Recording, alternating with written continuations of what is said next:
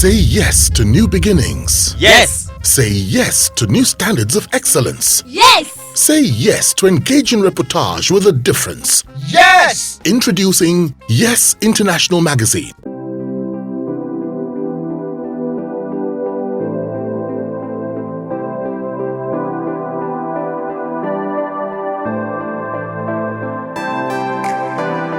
I was a dancer, way back when I was 11. I was almost the best dancer in my state. Yeah, I remember. Represented my state and all of that. So this was it.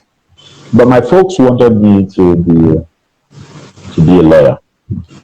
My dad particularly wanted me to be a lawyer. And I also wanted to be a lawyer because I thought I had a knack for arguments and for reasoning and for solving issues. I've always wanted to mediate.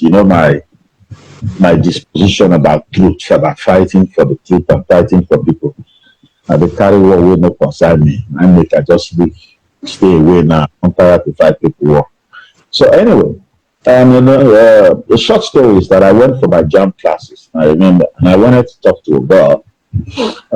She was in the jam class, and of course, it was the subject was economics, and I didn't have classes that day because I had 4 other subjects. With jam, you choose, specific 4 subjects you're going to write. And my friends were outside and saying, well, if you go inside that class and go talk to that girl, I dare you. So the lecturers from Uniform is very strict, very disciplined gentleman. I said, come on, girl, and they fear this man. So I stepped into the class, to win the wager, right? So I went in and sat down next to the girl. And then I looked at the gentleman, his stern face, but it wasn't just his expression, the fact that he sounded very convincing as a teacher. You could see the passion with which he was teaching. So before I knew it, I got lost in the class.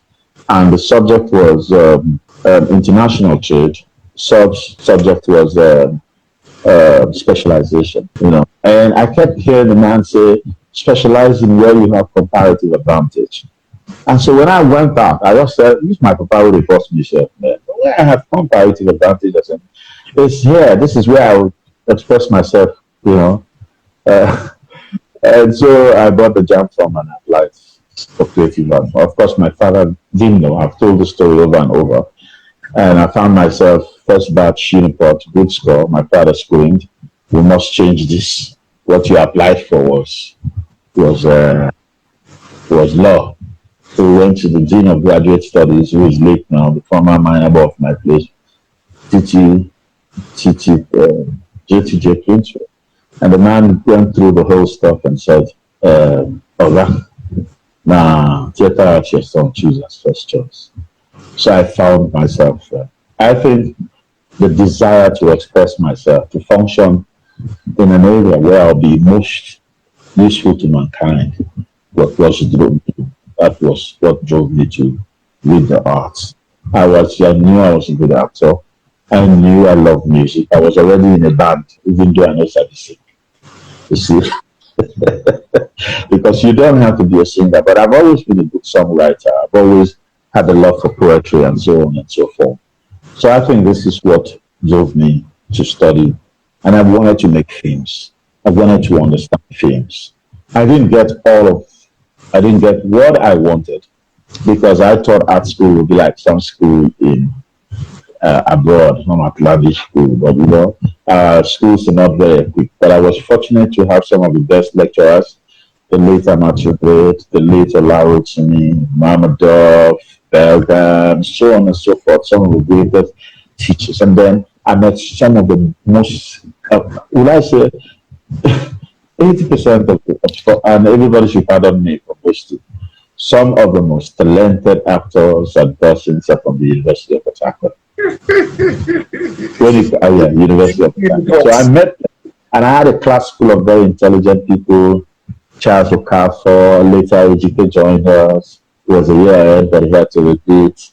And then Professor Alex Asibo as a judge in South Africa. So you could see the caliber of intellect that I met. So it wasn't about drama. It was mostly theoretical.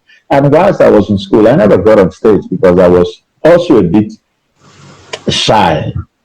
When I come from money, they say the entire pack of my shirt. I said, no, they ain't going to see my body, man. So I just kept, but I knew this was it for me. It brought happiness. I wasn't sure if it would bring money. You understand me? But I was sure that this for me brought happiness. I could express myself there. And as well, I have never given up on this craft. Even when I take breaks to create and to reinvent. So I'm happy where I am.